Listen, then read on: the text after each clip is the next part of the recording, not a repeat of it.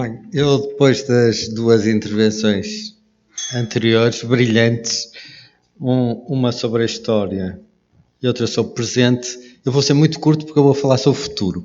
E, portanto, sobre o futuro, eu vou só dar duas ou três ideias do que é que se está a passar no setor para se perceber os grandes desafios que existem.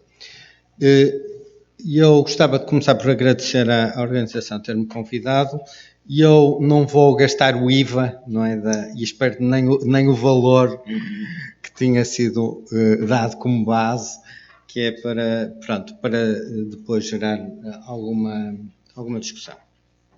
Portanto, nós tivemos, a pedido da Associação Comercial, fizemos um trabalho sobre a Organização Portuária Nacional, eu e o professor Álvaro Nascimento, da Católica, à semelhança do que já tínhamos feito no Portela Mais Um.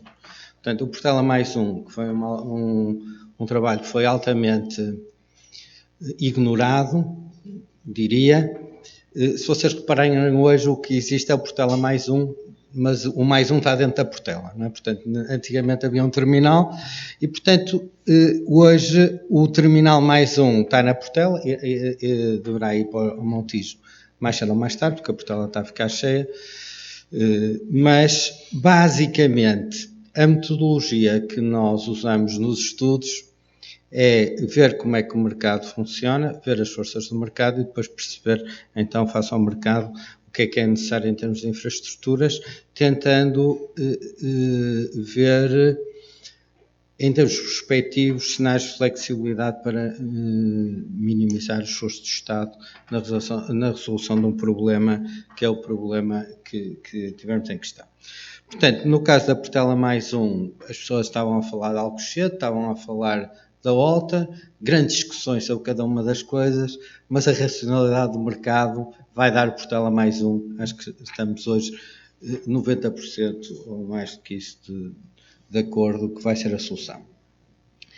Em relação a esta parte portuária, o estudo surge da necessidade de refletir sobre o Barreiro, mas basicamente nós começamos a perceber que um estudo sobre reflexão sobre um novo terminal transshipment no Barreiro, que era o que se falava na altura, era um completo disparate, porque a própria concepção de um terminal de transshipment era um disparate e, portanto, nós não conseguimos fazer um estudo sobre um disparate. E, portanto, depois começamos, então, a montar o estudo na base de uma reflexão sobre o que é que seria as necessidades em termos nacionais e, essencialmente, começar a ver os pontos onde havia constrangimento.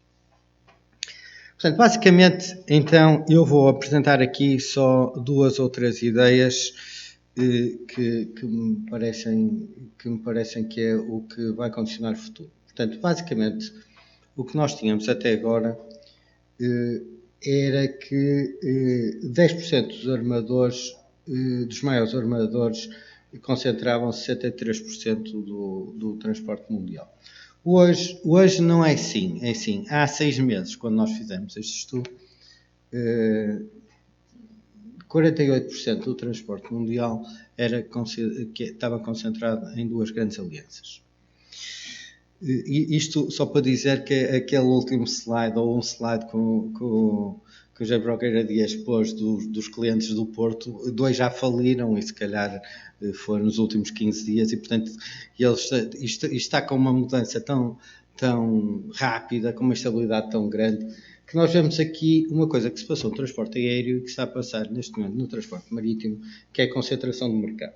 O que nós temos ali é algo que já não é verdade, obviamente, porque isto foi feito em meados de 2016 e desde esta altura já a HMM, provavelmente no último mês, já teve vários negócios feitos, já integrou a 2M, já se disse que não integrou a 2M, já se falou a dizer que se calhar integra a 2M, e a Engine faliu. Portanto, e agora diz-se, notícia mais recente, é que se calhar a 2M vai comprar as duas. Portanto, basicamente o que é que acontece? está a haver um fenómeno de forte concentração do mercado. E isto está a determinar também que estas alterações, também a par de grandes encomendas em navios de grande dimensão, em que praticamente todos, independentemente da dimensão, necessitam de 16 metros de escalado, faz com que a capacidade que foi instalada do mercado é muito grande e esta consolidação do mercado faz com que o transporte seja mais eficiente. E, portanto, no fundo, o que acontece é que muitas destas companhias estão a ir à falência e, portanto, e vão falir mais e, portanto, e até isto estabilizar, nós vemos que isto aqui está muito instável, vai continuar instável até haver um momento de lucidez e então haverá alguma racionalidade e essa racionalidade vem pelo dinheiro, não é? Portanto, estas companhias vão começar a não aguentar os custos e, portanto, é isso que está a fazer isto acontecer. O único aspecto que está a ir um bocadinho a contravapor é que estes navios são mais lentos e, portanto, de certa forma têm mais capacidade instalada, demoram mais tempo a ir de ponto a ponto. Portanto, em termos energéticos são mais eficientes, depois a velocidade é mais baixa e, portanto, precisam de outro tipo de outro tipo de capacidade para aceder de ponto a ponto. Portanto, basicamente, o que é que nós estamos a ver? Estamos a ver uma coisa que se passou no transporte aéreo, onde há 3 alianças a nível mundial e é o que está a passar neste momento a nível marítimo. Portanto, basicamente, aquele fator 3 é o fator que condiciona, que está sempre na mente de toda a gente, porque, por várias razões, porque na indústria automóvel americana eram três as grandes companhias, que era a Chrysler, a GM e a Ford. Os grandes operadores de transporte aéreo americano eram 3, as grandes alianças são 3 do transporte aéreo, que é a Sky, a Star Alliance e a One World, e, portanto, no fundo, o que é que nós estamos a ver? Estamos a ver aqui um fator de concentração no mercado que vai levar para 3 ou 4 alianças até estas junções e estas fusões e estas falências se consolidarem. Isto está a provocar uma alteração profundíssima nas redes. E isto é uma coisa engraçada porque foi o que nós vimos no nosso estudo. Sines, reparem, Sines existe existe há 50 anos ou quase. E não teve tráfego nenhum durante muitos anos. E Sines surge no panorama nem há 10 anos. E hoje Sines é maior que Barcelona.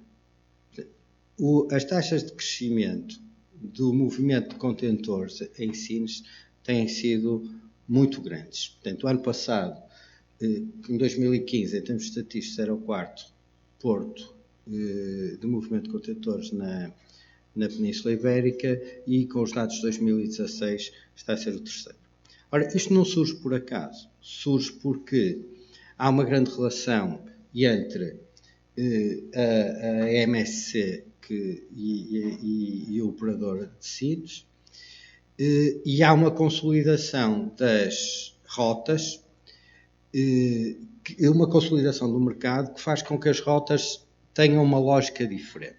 E, portanto, basicamente, fez com que, a partir de agora, faça sentido ter um polo, portanto, nesta zona, no cruzamento dos movimentos Europa-Ásia com a América-Mediterrâneo e com a África, onde se possa fazer uma transferência, o transshipment, portanto, uma transferência de contentores entre rotas de natureza diferente.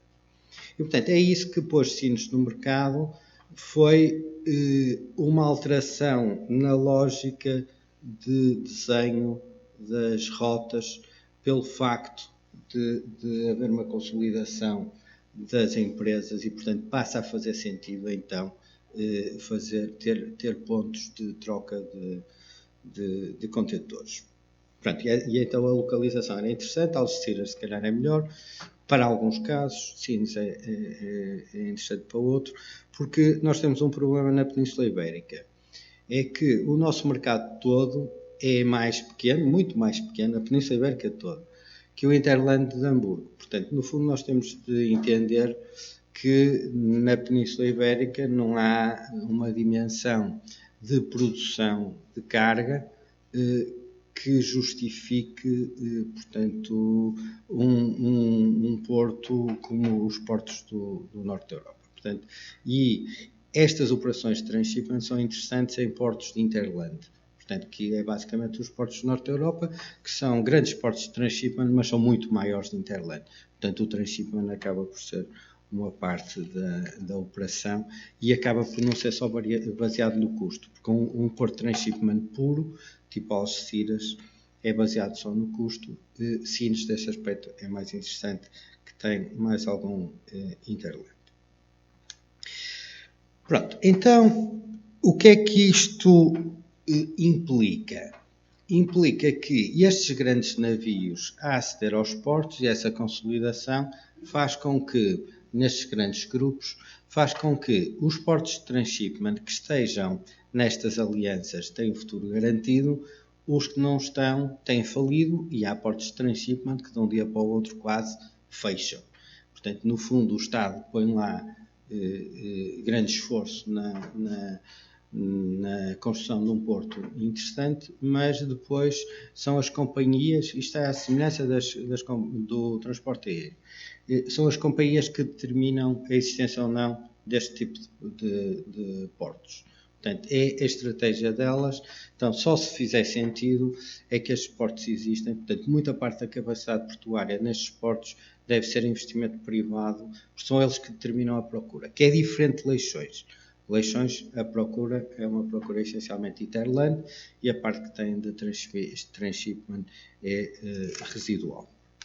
Não é residual, mas é de pequena expressão. Portanto, é residual. Eu não quis menosprezar a importância, mas é pequeno. Portanto, é um porto essencialmente tem de ser eficiente para servir este Interland. Eu gostava de fazer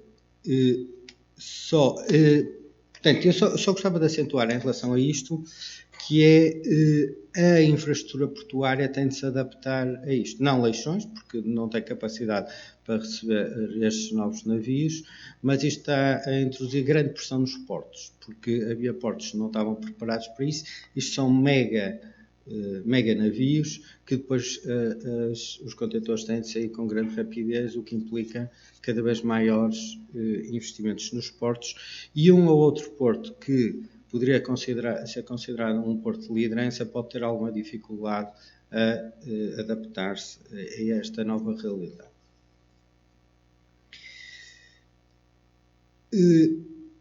Agora vamos ver só, se calhar, 2 ou 3 desafios que eu gostava de deixar do que nós concluímos.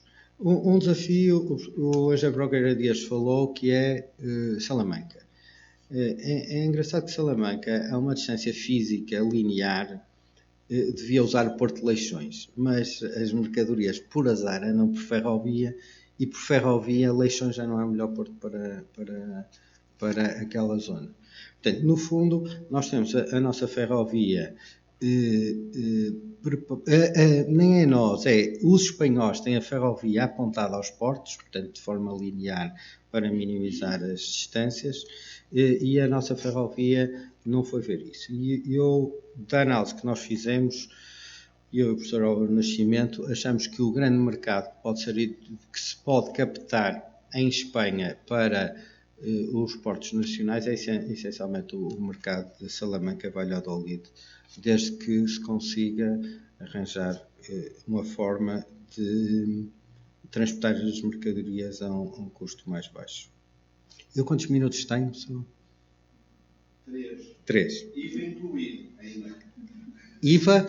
Incluído, até à vontade. Pronto, sem IVA. Pronto, eu vou falar sem IVA.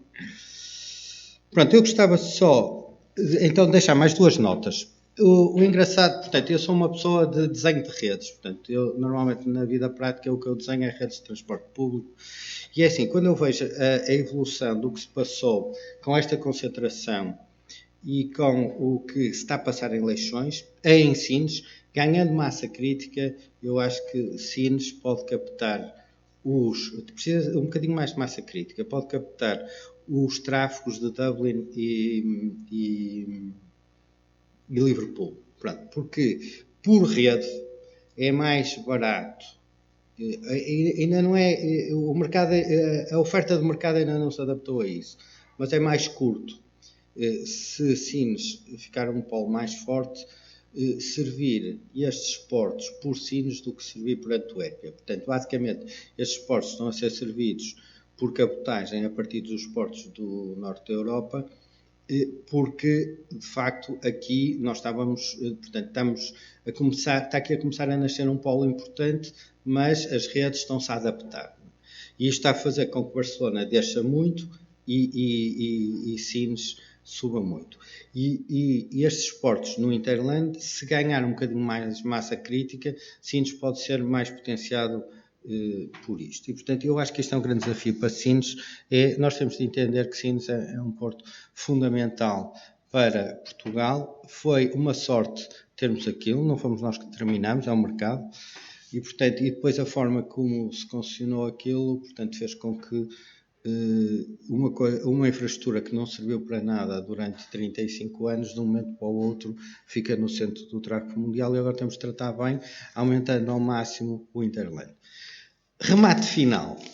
Eu começo as minhas aulas de sistema de transportes com a base que estava no primeiro slide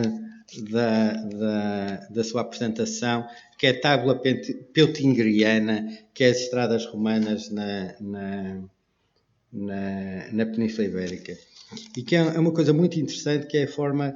Os romanos também organizavam tudo por redes. Portanto, no fundo, eu achei as bases dos seus slides muito interessantes e portanto, é fundamental. As coisas funcionam se estão numa rede, se não estão, não estão. Não funcionam. Portanto, um espaço económico ou está numa rede em que as trocas se dão, ou se não está, o espaço não existe. Era engraçado que os romanos faziam isso. 35 em 35 km criavam uma base, que era as pessoas andavam a pé 35 km, depois precisavam de descansar.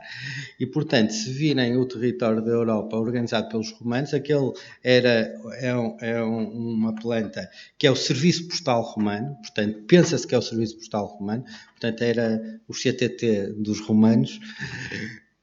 E é incrível, quer dizer, porque eles tinham o território organizado não olhando para o território, mas olhando para a mobilidade, que é fantástico. Quer dizer, por isso é que eles foram a sociedade mais rica durante muito tempo. O mundo nunca teve tanta riqueza como no período dos romanos. Tá, obrigado.